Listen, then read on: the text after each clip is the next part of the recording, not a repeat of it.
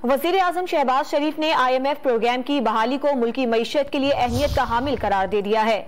समाचार राब्ते की वेबसाइट पर अपने पैगाम में वज़ीर आज़म शहबाज शरीफ ने लिखा कि IMF प्रोग्राम मईशत की समत के तयन में मुआविन साबित होगा। मईशत को पायदार बुनियादों पर इस्तवार करने के लिए सख्त मेहनत करना होगी।